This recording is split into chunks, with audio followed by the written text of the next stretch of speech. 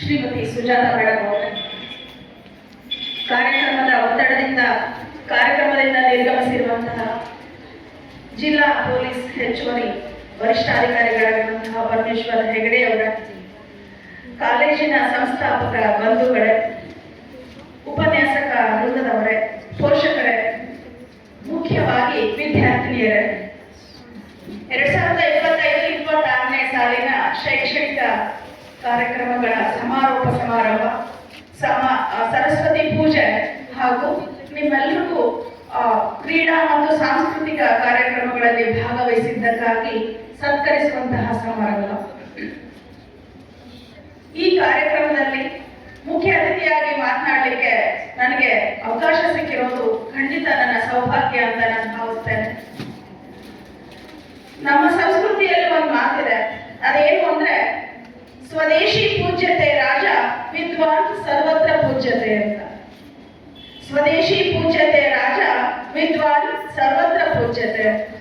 ಒಬ್ಬ ರಾಜನಾದವನು ಆ ರಾಜ್ಯಕ್ಕೆ ಮಾತ್ರ ರಾಜ, ಅಲ್ಲಿ ಮಾತ್ರ ಆತನಿಗೆ ಗೌರವ, ಅಲ್ಲಿ ಮಾತ್ರ ಆತನ ಆಡಳಿತ ನಡೆಯುತ್ತೆ. ಆದ್ರೆ ಒಬ್ಬ ವಿದ್ವಾಂಸ ಆಗಿದ್ರೆ, ವಿಚಾರವಂತ ಆಗಿದ್ರೆ, ಆತ ವಿಜ್ಞಾನಿ ಆಗಿದ್ರೆ, ಒಳ್ಳೆಯ ಕ್ರೀಡಾಪಟು ಆಗಿದ್ರೆ ಅಥವಾ ಮತ್ತೇನೋ ಆಗಿದ್ರೆ ಖಂಡಿತವಾಗ್ಲೂ ಯಾರಿಗೆ ಗೌರವ ಸನ್ಮಾನ ಪ್ರಪಂಚದಾದ್ಯಂತ ಸಲ್ಲುತ್ತೆ ಅಂತಂದ್ರೆ ವಿದ್ವಾಂಸನಾದವನಿಗೆ, ಜ್ಞಾನಿಯಾದವನಿಗೆ, ತಿಳುವಳಿಕೆ ಇರುವವರಿಗೆ.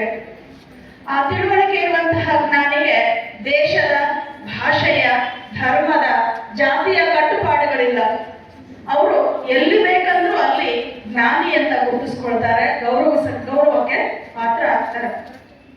ಆದ್ರಿಂದ ಈಗಾಗಲೇ ಪ್ರಸನ್ನ ಕುಮಾರ್ ಸರ್ ಮಾತಾಡ್ತಾ ಹೇಳಿದ್ರು, ನಮ್ಮ ಗುರುತು ಆಗೋದು ನಮ್ಮ ಹತ್ರ ಇರುವಂತಹ ಬೆಲೆ ಬಾಳುವ ವಸ್ತುಗಳಿಂದಲ್ಲ, ಆಭರಣಗಳಿಂದಲ್ಲ, ವಸ್ತ್ರಗಳಿಂದಲ್ಲ, ಕಟ್ಟಡಗಳಿಂದಲ್ಲ, ಕಾರು ಬಂಗ್ಲೆಗಳಿಂದಲ್ಲ.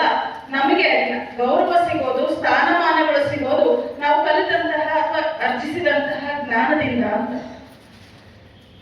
25 ವರ್ಷದ ಹಿಂದೆ 2001ರಲ್ಲಿ ನಾನು ಸಹ ನಿಮ್ಮ ಹಾಗೆ PUC ಸೆಕೆಂಡ್ ಇಯರ್ ವಿದ್ಯಾರ್ಥಿನಿಯಾಗಿ ಒಂದು ಕಾರ್ಯಕ್ರಮದ ಹಾಲಲ್ಲಿ ಕೂತ್ಕೊಂಡಿದ್ದೆ. 25 ವರ್ಷದ ನಂತರ ಇವತ್ತು ನಿಮ್ಮ ಎದುರಿಗೆ ನಾನು ಉಪನ್ಯಾಸಗಳಾಗಿ, ಪಕ್ಕದ ಕಾಲೇಜಿನಲ್ಲಿ ಉಪನ್ಯಾಸಗಳಾಗಿ ನಿಂತಿದ್ದೀನಿ. ಇಷ್ಟೇ ವ್ಯತ್ಯಾಸ. ಆ 25 ವರ್ಷಗಳ ಜರ್ನಿಯನ್ನ ನಾನು ನೆನೆಸ್ಕೊಂಡ್ರೆ ಖಂಡಿತವಾಗ್ಲೂ ನಾನು ಬಹಳ ಸೌಭಾಗ್ಯವಂತೆ ಅಂತ ಭಾವಿಸ್ತೇನೆ. ಯಾಕೆ ಅಂತಂದ್ರೆ ನಾನು ನನ್ನದೇ ಓದಿನ ಒಂದೆರಡು ಮಾತುಗಳನ್ನ ನಿಮ್ಮ ಹತ್ರ ಹಂಚ್ಕೊಳ್ಳೇಬೇಕು. ಫಸ್ಟ್ PUC ಎಕ್ಸಾಮ್ ಬರೀತಾ ಇದೆ. ಲಾಸ್ಟ್ ಎಕ್ಸಾಮ್ ದಿನ ನನ್ನ ಇಬ್ಬರು ಉಪನ್ಯಾಸಕರು ನನ್ನ ಹತ್ರ ಬಂದು ಪರೀಕ್ಷೆ ಮುಗಿದ ಮೇಲೆ ಒಂದ್ಸಲ ಲೈಬ್ರರಿ ಹತ್ರ ಬಂದು ಭೇಟಿಯಾಗಿ ಹೋಗಮ್ಮ ಅಂತ ಹೇಳಿದ್ರು. ಒಬ್ರು ಇತಿಹಾಸದ ಉಪನ್ಯಾಸಕರು ದಾದಾಪೀರ್ ಸರ್ ಅಂತ, ಇನ್ನೊಬ್ರು ನಮಗೆ ಸಂಸ್ಕೃತ ಭಾಷೆಯನ್ನು ಕಲಿಸ್ತಾ ಇದ್ದಂತಹ ಸರ್ವಭೂಷಣ ಸ್ವಾಮಿಗಳು ಅಂತ.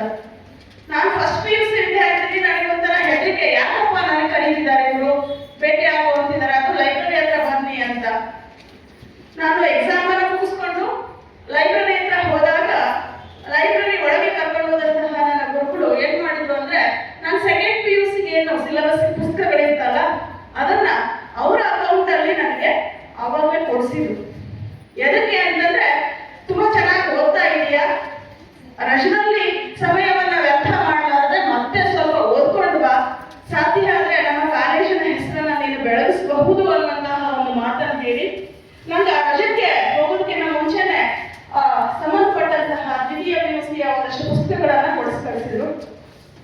ಅವರ ಯಾವ ನಿರೀಕ್ಷೆಯನ್ನು ನಾನು ಸಹ ಹುಸಿಗೊಳಿಸಲಾದ್ರೆ ಸೆಕೆಂಡ್ PUCನಲ್ಲಿ ನನಗೇನು ಆರ್ಟ್ಸ್ ವಿಭಾಗದಲ್ಲಿ ಈಗಾಗಲೇ ನಿಮ್ಮ ಸಾವಿತ್ರಿ ಮೇಡಮ್ ಅವರು ಹೇಳಿದ ಹಾಗೆ ರಾಜ್ಯಕ್ಕೆ ಕಲಾ ವಿಭಾಗದಲ್ಲಿ ಪ್ರಥಮ ಪ್ರಶಸ್ತಿ ಸಿಕ್ಕಿದ್ದಂತೂ 25 ವರ್ಷದ ಇತಿಹಾಸ. ಈಗ ನನ್ನ ಜೀವನದಲ್ಲಿ ಇತಿಹಾಸ.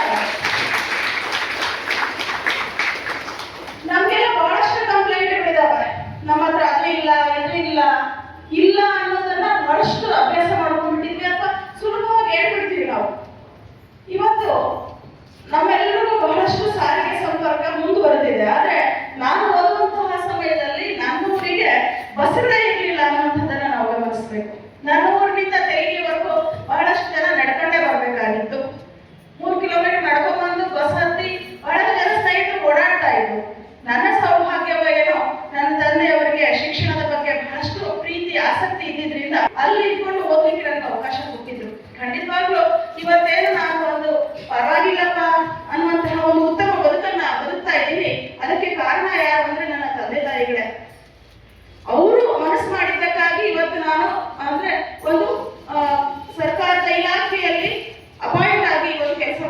ಇದ್ದೀನಿ. ಒಂದ್ ವೇಳೆ ನನ್ನ ತಂದೆ ತಾಯಿಗಳು ಈಕೆ ಏನ್ ಬಿಡು ಹುಡುಗಿ ಸ್ವಲ್ಪ ಓದಿಸಿ ಒಂದ್ ಒಳ್ಳೆ ಮನೆಗೆ ಮದುವೆ ಮಾಡಿಕೊಟ್ಬಿಟ್ರೆ ನಮ್ಮ ಜವಾಬ್ದಾರಿ ಕಡಿತು ಅಂತ ಏನಾದರೂ ನಿರ್ಧಾರ ಮಾಡಿದ್ರೆ ಬಹುಶಃ ನಿಮ್ಮ ಎದುರಿಗೆ ನಿಂತ್ಕೊಳ್ಳಿಕ್ಕೆ ನನಗೆ ಸಾಧ್ಯ ಆಗಿರ್ಲಿಲ್ಲ. ನಮ್ಮ ವಿದ್ಯಾರ್ಥಿನಿಯರಿಗೆ ಇವತ್ತು ಬಹಳಷ್ಟು ಆಕರ್ಷಣೆಗಳಿದ್ದಾವೆ. ಒಂದು ಬಹಳ ಸುಂದರವಾದಂತಹ ಒಂದು ಬದುಕನ್ನ ಕಟ್ಕೋಬೇಕನ್ನುವಂತಹ ಕನಸುಗಳಿದ್ದಾವೆ. ಆದ್ರೆ ಕನಸು ಕಾಣುವುದೆಂದು ತಪ್ಪಲ್ಲ. ಹೇಳಿದ್ದಾರೆ, ಅಬ್ದುಲ್ ಕಲಾಂ ಅವರೇ ಹೇಳಿದ್ದಾರೆ, ತುಂಬಾ ಅತ್ಯಂತ ದೊಡ್ಡ ದೊಡ್ಡ ಕನಸನ್ನ ಕಾಣ್ರಿ, ಒಳ್ಳೆ ಒಳ್ಳೆ ಕನಸನ್ನ ಕಾಣ್ರಿ ಅಂತ. ಆದ್ರೆ ಕನಸು ಯಾವಾಗ ನೆರವೇರುತ್ತೆ ಅಂದ್ರೆ ಕನಸಿಗೆ ತಕ್ಕ ಹಾಗೆ ಶ್ರದ್ಧೆ, ಶ್ರಮ, ಯಾವಾಗ ನಿಷ್ಠೆಯನ್ನ ಇಟ್ಟು ನಮ್ಮ ಕೆಲಸ ಮಾಡ್ಲಿಕ್ಕೆ ಸಾಧ್ಯ ಅಂತಂದ್ರೆ ನಾವು ಅಚೀವರ್ಸ್ ಆಗಲಿಕ್ಕೆ ಸಾಧ್ಯ. ಉಮಾ ಪ್ರಶಾಂತ್ ಮೇಡಮ್ ಅವರು ಇಡೀ ಜಿಲ್ಲೆಯ ಪೊಲೀಸ್ ವರಿಷ್ಠಾಧಿಕಾರಿಗಳು ಅಂತಹ ಹೇಗಿರುತ್ತೆ ಅಂತಂದ್ರೆ ಎಷ್ಟೋ ಸಲ ಅವರಿಗೆ ರಾತ್ರಿ 12-1 ಗಂಟೆ ಅಂದ್ರೂ ಸಹ ಮನೆಗೆ ಹೋಗ್ಲಿಕ್ಕೆ ಆಗುದಿಲ್ಲ. ಅವರ ಮನೆಯ ಯಾವ ಕೆಲಸಗಳನ್ನು, ಮಕ್ಕಳನ್ನು, ಮನೆಯವರನ್ನು ನೋಡ್ಲಿಕ್ಕೆ ಆಗ್ಲಿಕ್ಕಿಲ್ಲ. ಅಂತಹ ಒತ್ತಡದ ನಡುವೆ ಅವರು PhD ಮಾಡ್ತಾ ಇದ್ದಾರೆ, ಹೌದಾ? ಆದ್ರೆ ನಿಮಗೆ ಯಾವ ಒತ್ತಡಗಳಿದಾವೆ ಅನ್ನುವಂತಹ ಪ್ರಶ್ನೆನ ನೀವೇ ಹಾಕೋಬೇಕು. ಈಗ ಸಾಧನೆ ಅನ್ನುವಂಥದ್ದು ಹಾಗೆ ಒಂದೇ ದಿನಕ್ಕೆ ಓಟ್ ಬರುವುದಿಲ್ಲ. ಬಹುಶಃ ಹುಸೈನ್ ಬೋಲ್ಟ್ ಅವರ ಹೆಸರನ್ನ ಕೇಳಿರ್ತೀರಿ ಅಂತ ನಾನು ಭಾವಿಸಿದ್ದೇನೆ. ವಿಶ್ವದ ನಂಬರ್ 1 ವೇಗದ ಓಟಗಾರ ಅವರು. ಆದ್ರೆ ಇವತ್ತು ಅವ್ರ ಪರಿಸ್ಥಿತಿ ಏನಿದೆ ಅಂದ್ರೆ ಓಡಿ ಓಡಿ ಅಚೀವ್ ಮಾಡಿ ಒಲಿಂಪಿಕ್ಸ್ ಅಲ್ಲಿ 100 ಮೀಟರ್ ಪಂದ್ಯದಲ್ಲಿ 2 ಸಲ ಗೋಲ್ಡ್ ಮೆಡಲ್ ತಗೊಂಡಂತಹ ಅವರಿಗೆ ಇವತ್ತು ಒಂದಷ್ಟು ಮೆಟ್ಲುಗಳನ್ನು ಹಾಕ್ಲಿಕ್ಕೆ ಆಗ್ತಿಲ್ಲ. ಅಂತದೊಂದು ಸಮಸ್ಯೆ, ಗಂಭೀರವಾದ ಆರೋಗ್ಯದ ಸಮಸ್ಯೆ, ಮೊಣಕಾಲಿನ ನೋವಿನ ಸಮಸ್ಯೆನ ಅನುಭವಿಸ್ತಾ ಇದ್ದಾರೆ.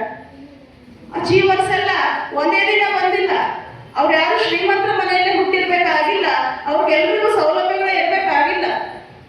ಸರ್ ಹೇಳ್ತಾ ಇದ್ರು, 25-30 ವರ್ಷದಿಂದ ನಿಮ್ ನಾಗರಾಜ್ ಸರ್ ಇದ್ದಾರೆ, 7-8 ಕಿಲೋಮೀಟರ್ ನಡ್ಕೊಂಡು ಬಂದು ಶಾಲೆಗೆ ಹೋಗ್ತಾ ಇದ್ರು. ಕಾಲೇಜಿಗೆಲ್ಲ ನೆನ್ಪಿಟ್ಕೊಳ್ಳಿ, ಶಾಲೆ ಸಣ್ಣ ಮಕ್ಕಳು ಇದ್ದಾಗಲೇ ಆ ಮಳೆಗಾಲದಲ್ಲಿ ಕೆಸರಲ್ಲಿ ಎಷ್ಟೇ ತೊಂದರೆಗಳಿದ್ರು ಸಹ ಕಲಿಬೇಕನ್ನುವಂತಹ ಉತ್ಸಾಹ, ಆಸಕ್ತಿ ಇದ್ದ ಕಾರಣಕ್ಕಾಗಿ ಅವ್ರು ಹೇಳಿ ಬರ್ತಾ ಇದ್ರು ಅಂದ್ರೆ ನಡ್ಕೊಂಡು ಬರ್ತಾ ಇದ್ರು ಅಂತ.